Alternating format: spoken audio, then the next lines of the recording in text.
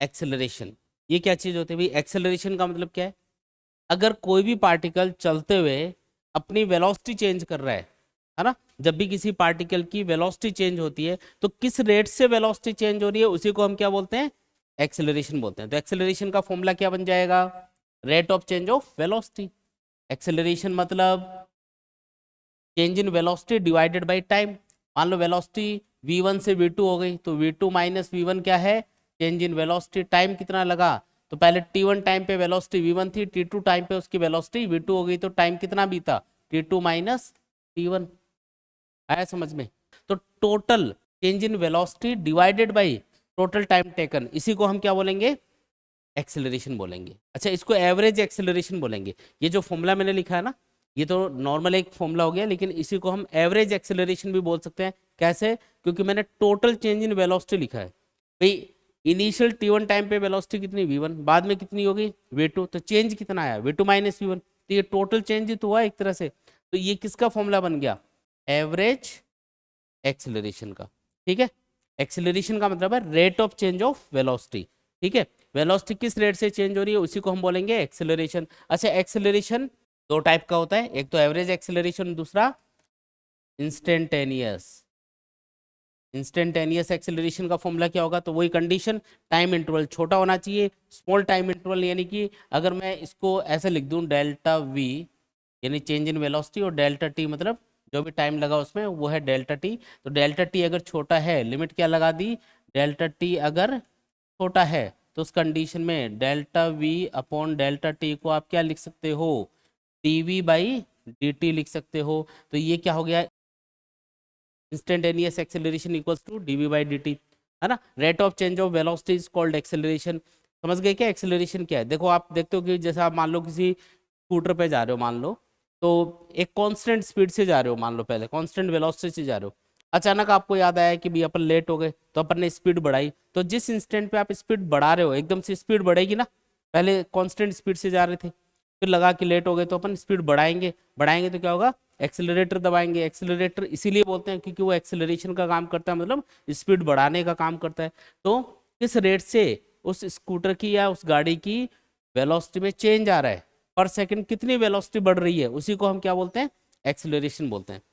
उल्टा भी हो सकता है, मान लो गाड़ी के ब्रेक लगाए जा रहे हैं तो ब्रेक लगाएंगे तो क्या होगा? गाड़ी की स्पीड कम होती जाएगी, तो उसको हम बोलेंगे नेगेटिव एक्सेलरेशन, या उसका एक और नाम होता है, उसको हम बोलते हैं रिटार्डेशन। तो रिटार्डेशन या नेगेटिव एक्सेलरेशन का मतलब क्या होगा? कि अगर किसी भी पार्टिकल पे नेगेटिव एक्सेलरेशन काम कर रहा है या रिटार्डेशन काम कर रहा है तो उसकी स्पीड हमेशा क्या होती जाएगी? कंटिन्यूअसली कम होती जाएगी। रिटार्डेशन का मतलब ही यही है। पॉजिटिव एक्सेलरेशन में क्या होगा? स्पीड बढ़ती जाएगी, नेगेटिव एक्सेलरेशन में स्पीड अभी जितनी है उससे कम होती जाएगी। आप खुद सोचो कि ये जो एक्सेलरेशन है ये नेगेटिव कब आएगा? जब v2 कम हो, v1 ज्यादा हो, यानी कि पहले से स्पीड कम हो जाए।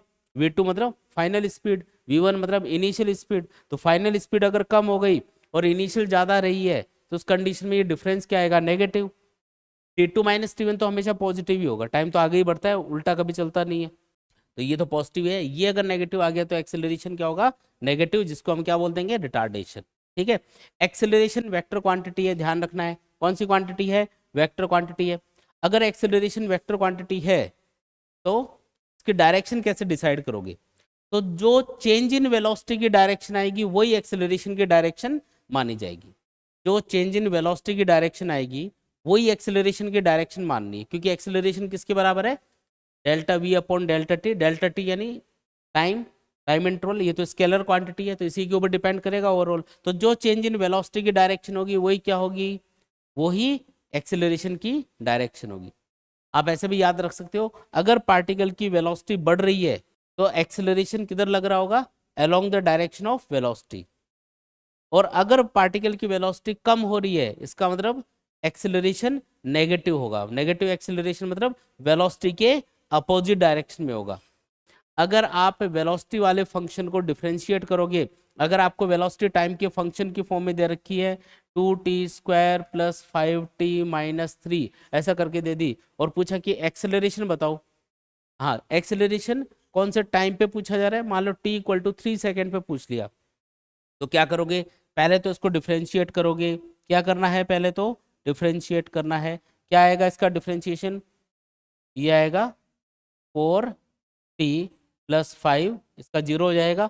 और कब पूछा है आपको एक्सेलरेशन, एट t = 3 सेकेंड, तो आप क्या करोगे, t की जगह 3 पुट कर दोगे तो ये आएगा 12 + 5 यानी कि 17 मीटर/सेकंड²। ठीक है, तो इंपॉर्टेंट पॉइंट्स में यही है। पहली चीज क्या है, वेक्टर क्वांटिटी है एक्सेलरेशन। ठीक है, दूसरी चीज क्या है, पॉजिटिव भी हो सकता है, नेगेटिव भी हो सकता है और जीरो भी हो सकता है। अच्छा, जीरो कब होगा एक्सेलरेशन, ये काम की चीज है। अगर पार्टिकल की वेलोसिटी कांस्टेंट है, वेलोसिटी क्या है, कांस्टेंट, तो उस कंडीशन में v2 - v1 क्या आएगा, जीरो, क्योंकि वेलोसिटी चेंज ही नहीं हो रही है, तो उस कंडीशन में एक्सेलरेशन क्या होगा, जीरो। इसको हम यूनिफॉर्म मोशन भी बोलते हैं, यूनिफॉर्म मोशन इसी का नाम है। अगर पार्टिकल पे जीरो एक्सेलरेशन काम कर रहा है, यानी अगर पार्टिकल कांस्टेंट वेलोसिटी से जा रहा है, तो इसका मतलब उसका जो मोशन है उसको हम क्या बोलेंगे, यूनिफॉर्म मोशन बोल सकते हैं। ठीक है, वेलोसिटी सॉरी एक्सेलरेशन पॉजिटिव कब होगा, जब वेलोसिटी बढ़ेगी।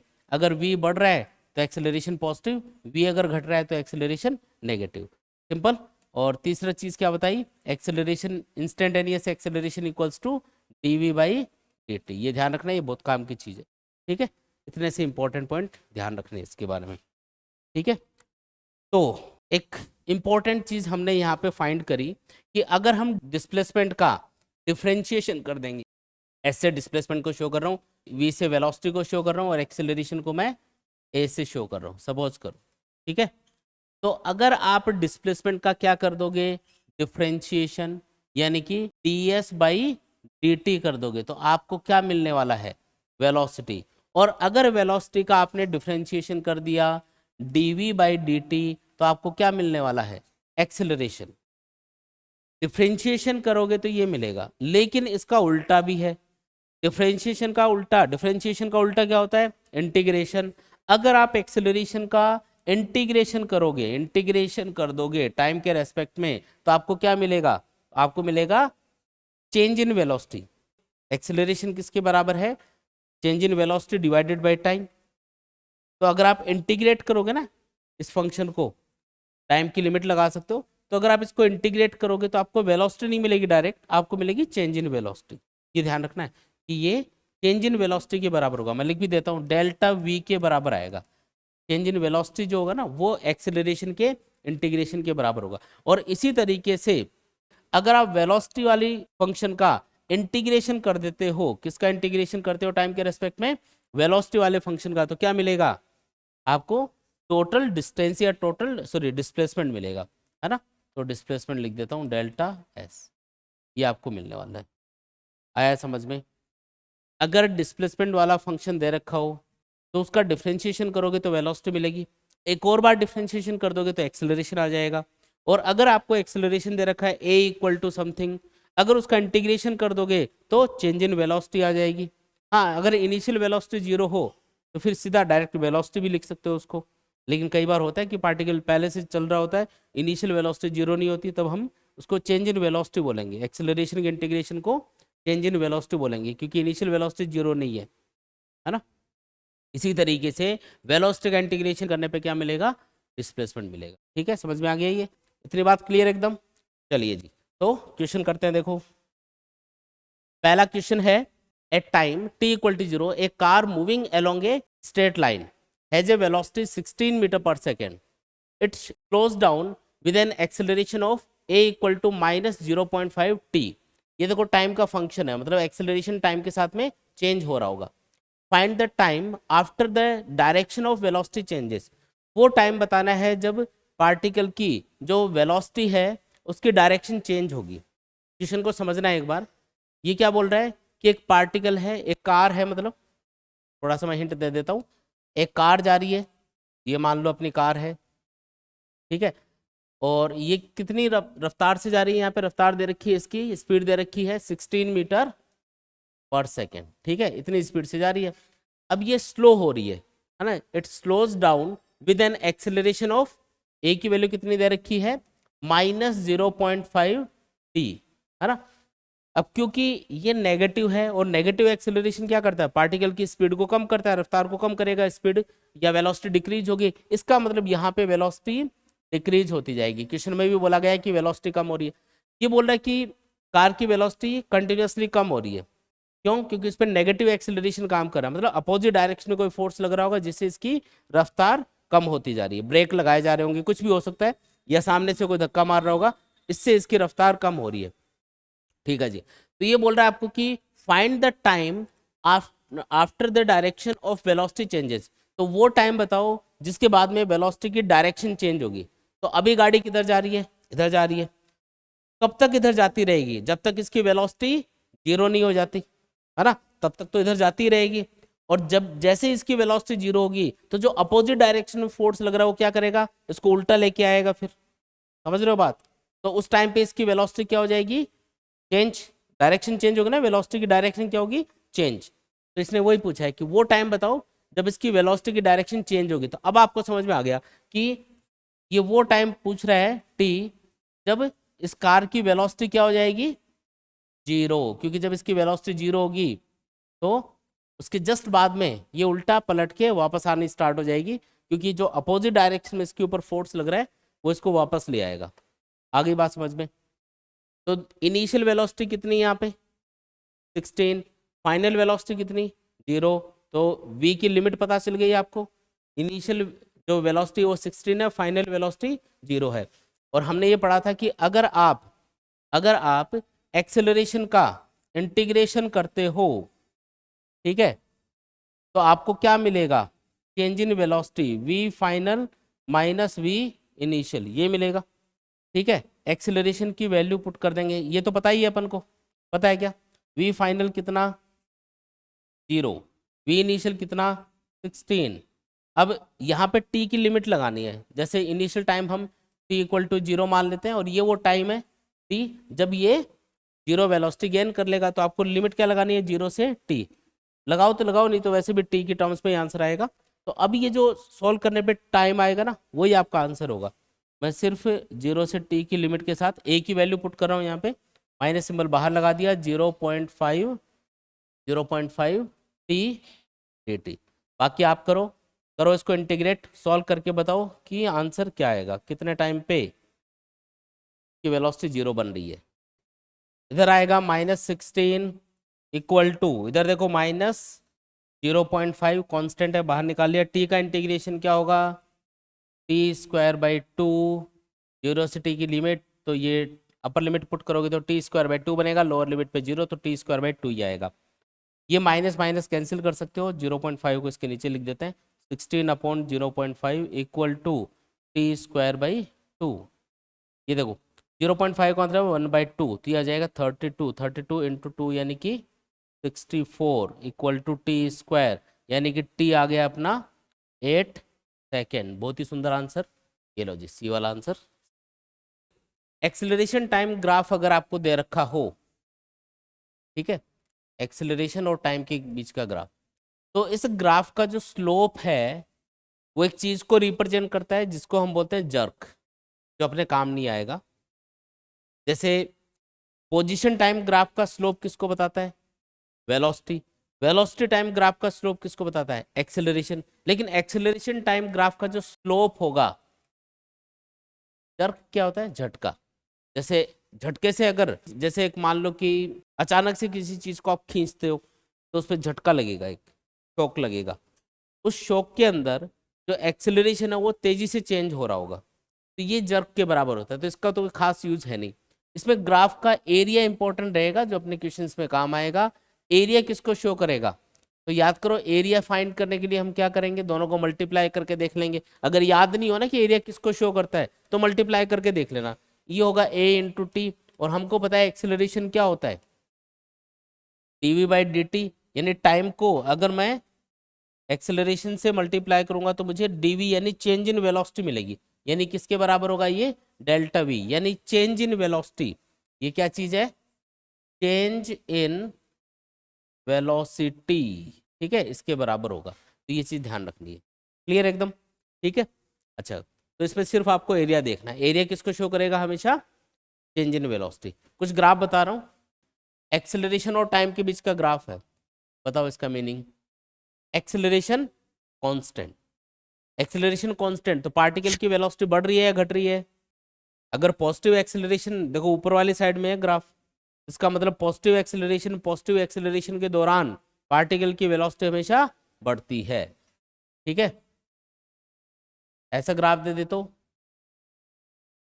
एक्सेलरेशन कंटिन्यूअसली इंक्रीज हो रहा है, क्योंकि देखो कंटिन्यूअसली बढ़ रहा है ना, तो एक्सेलरेशन कंटिन्यूअसली बढ़ता जा रहा है। और एरिया किसको शो करेगा, हमेशा चेंज इन वेलोसिटी, वो अपन को याद रखना ही है। अच्छा, वेलोसिटी टाइम ग्राफ में भी कुछ चीजें हम याद रख सकते हैं। जैसे अगर आपको ऐसा ग्राफ दे रखा हो वेलोसिटी टाइम के बीच में, तो ग्राफ का स्लोप यहाँ पे कांस्टेंट है, मतलब एक्सेलरेशन कांस्टेंट है। स्लोप किसको बताता है इसमें, वेलोसिटी टाइम ग्राफ में एक्सेलरेशन को बताएगा। तो अगर स्लोप कांस्टेंट है, स्ट्रेट लाइन ग्राफ है, तो इसका मतलब स्लोप कांस्टेंट, इसका मतलब एक्सेलरेशन कांस्टेंट। अगर आपको वेलोसिटी और टाइम के बीच में कुछ ऐसा ग्राफ दे रखा हो, इसका मतलब एक्सेलरेशन चेंज हो रहा है, क्योंकि स्लोप चेंज हो रहा है। अलग अलग पॉइंट के ऊपर स्लोप अलग अलग आ रहा होगा, इस पॉइंट के ऊपर अलग आएगा, है ना, इस पॉइंट के ऊपर अलग आएगा, समझ रहे हो बात। तो अलग अलग पॉइंट पे एक्सेलरेशन चेंज होगा। तो क्या ये यूनिफॉर्म मोशन का एग्जांपल है, नहीं। वेलोसिटी कांस्टेंट होगी तभी पार्टिकल का मोशन यूनिफॉर्म मोशन माना जाएगा। समझ में आ रही है बातें, ठीक है। तो कुछ ग्राफ समझ में आए क्या, ठीक है। तो क्वेश्चन है, a particle moves along a straight line such that its displacement at any time T is given by S equal to T cube minus 6t square plus 3t plus 4 metres, the velocity when the acceleration is zero. ये बोल रहा है कि वो velocity बताओ जब इसका acceleration zero होगा। अब एक्सेलरेशन जीरो कब होगा, पहले वो टाइम फाइंड करो, और उस टाइम पे आपको इसकी वेलोसिटी बतानी है।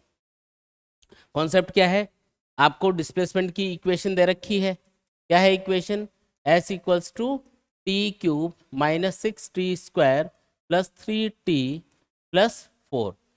अगर आप इसका एक बार डिफ्रेंशिएशन करोगे तब तो आपके पास क्या आएगी, वेलोसिटी। एक और बार करोगे तो क्या आएगा, एक्सेलरेशन। उसको जीरो के बराबर पुट करके टी निकालो कि किस टाइम पे वो जीरो होगा, और उस टाइम पे फिर वी की वैल्यू बतानी है आपको। देखो जी, सबसे पहले तो एक बार डिफ्रेंशिएशन करो तो क्या आ जाएगा, D S by D T से वेलोसिटी क्या आएगा, 3t square minus 12t plus 3, इसका हो जाएगा जीरो, वी आ गया। एक्सेलरेशन के लिए क्या करना है, एक और बार डिफ्रेंशिएशन करना है, वी जो आया अपने पास उसका एक और बार डिफ्रेंशिएशन, ये आएगा 6t माइनस 12। अब एक्सेलरेशन कब जीरो होगा, when A equal to zero. देखते हैं 6t minus 12 equal to zero कब आएगा, 6t इक्वल टू 12, यानी कि t की वैल्यू आ गई 2 सेकेंड, यानी कि t इक्वल टू 2 सेकेंड पे एक्सेलरेशन जीरो होगा। तो उस टाइम पे वेलोसिटी क्या होगी, then v at t equal to 2 second कितना होगा, तो v इक्वल टू 2 सेकेंड कितना होगा, पुट करो इसमें, ये होगा 3 इंटू 2 का स्क्वायर माइनस 12 इंटू 2 प्लस 3। बताओ जी आंसर, माइनस का 9 हुआ क्या, मीटर पर सेकेंड, किलो जी आंसर। तो कौन सा ऑप्शन सही है, डी वाला सही। क्लियर एकदम। इसके बाद में आगे बढ़ते हैं। अगला क्वेश्चन है, the acceleration a in metre पर second square of a particle is given by a equal to 3t square plus 2t plus 2, where t is the time if the particle start out with a velocity u equal to 2 metre पर second at t equal to 0, t equal to 0 पे उसकी velocity कितनी है, 2 metre पर second है, then the velocity at the end of 2 second is, तो 2 second बाद में उसकी वेलोसिटी कितनी होगी। एक्सेलरेशन दे रखा है, तो एक्सेलरेशन का अगर आप इंटीग्रेशन करते हो क्या मिलता है हमको, चेंज इन वेलोसिटी। बस यही आपका कॉन्सेप्ट है, ये मतलब यही इसमें हिंट है। करो इंटीग्रेशन, तो इंटीग्रेट करने पे आपके पास क्या आएगा, तो v final minus V initial equal to integration of a dt। ठीक है, 0 से 2 की लिमिट के साथ इंटीग्रेट करना है। समझ गए क्या, ये क्या लिखा मैंने, change in velocity equal to integration of a dt। देखो v final minus V initial तो दे रखा है, 2 पुट कर ही देता हूँ, a की वैल्यू 0 से 2 की लिमिट, a की वैल्यू है 3t square plus 2t plus 2। चलो करो, v final minus 2 equal to 3, T square का क्या होगा, T cube by 3, 2 into T का क्या होगा, T square by 2 plus 2 T, 0 से 2। तो V final minus 2 equal to, ये 3 से 3 कैंसिल, तो T cube plus T square plus 2t, limit लगाओ 0 से 2 की, तो ये आएगा कुछ वी फाइनल -2 इक्वल टू, देखो अपर लिमिट पुट करोगे तो 8 बनेगा प्लस 4 प्लस 4, लोअर लिमिट पे 0, इसलिए यही आंसर है। वी फाइनल इक्वल टू कितना आएगा, ये आएगा 16 प्लस 2 यानी कि 18, तो 18 मीटर पर सेकेंड अपना। चलो, the ST graph of a particle moving along a straight line is shown in figure. Check the acceleration of the particle during the region OP, PQ and QR are positive, negative और 0. Check करना है कि कब acceleration positive, negative या 0 होगा। आपको position time graph दे रखा है, तो पोजीशन टाइम ग्राफ का जो स्लोप है वो किसको बताएगा, वेलोसिटी को। अब वेलोसिटी कांस्टेंट है तब तो एक्सेलरेशन 0, अगर स्लोप बढ़ रहा है इसका मतलब वेलोसिटी बढ़ रही है तो एक्सेलरेशन पॉजिटिव, अगर स्लोप घट रहा है ना किसी पोर्शन में, तो इसका मतलब वेलोसिटी घट रही है, मतलब एक्सेलरेशन नेगेटिव। तो चेक करो, बताओ, ये आपको करना है। तीनों पोर्शन में चेक करो। जो ओपी वाला पोर्शन है उसमें क्या होगा, एक्सेलरेशन चेक करना है। ओपी वाले पोर्शन में स्लोप बढ़ रहा है तो वेलोसिटी बढ़ रही होगी, वेलोसिटी बढ़ने का मतलब acceleration positive. Very good. P से क्यू वाले रीजन में स्लोप 0, क्योंकि एक्स एक्सिस से एंगल 0 बन गया ना, तो 0 एंगल बना तो tan 0 क्या होता है, 0 होता है। tan function tan of theta is also equal to slope, तो एक्सेलरेशन भी क्या रहेगा, 0। क्यू आर वाले पोर्शन में बताओ, वेलोसिटी स्लोप घट रहा है क्या, वेलोसिटी घट रही होगी, यानी कि एक्सेलरेशन विल बी नेगेटिव। चलो ये एक क्वेश्चन और करो। The velocity time graph of a moving object is given in figure.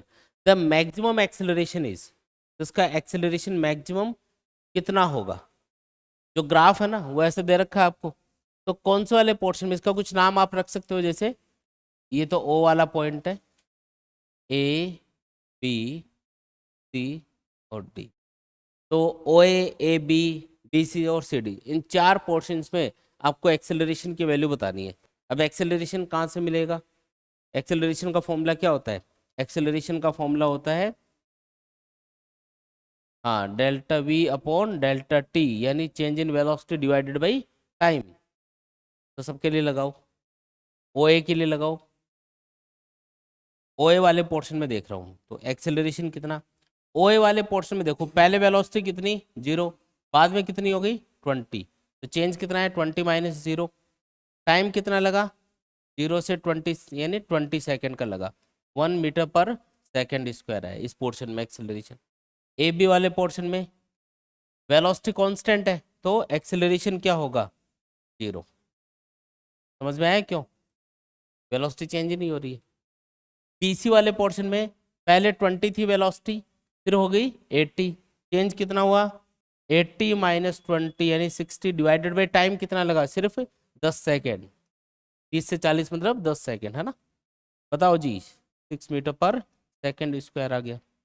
फिर CD वाले पोर्शन में बताओ, CD वाले पोर्शन में क्या करोगे, एक्सेलरेशन बताने के लिए चेंज इन वेलोसिटी, पहले कितनी वेलोसिटी 80, बाद में कितनी होगी घट के 0, इस पॉइंट पे 0 हो चुकी है तो 8, अच्छा 0 माइनस 80 करना पड़ेगा इसमें, फाइनल 0 है, इनिशियल 80 है, टाइम कितना लगा तो 40 से 80 यानी कि 40 से, एक्सेलरेशन कितना आया -2 मीटर पर सेकेंड स्क्वायर, रिटार्डेशन है मतलब ये। तो मैक्सिमम कब है, BC वाले पोर्शन में, हमको मैक्सिमम वैल्यू पूछी जा रही है, ये अपना आंसर।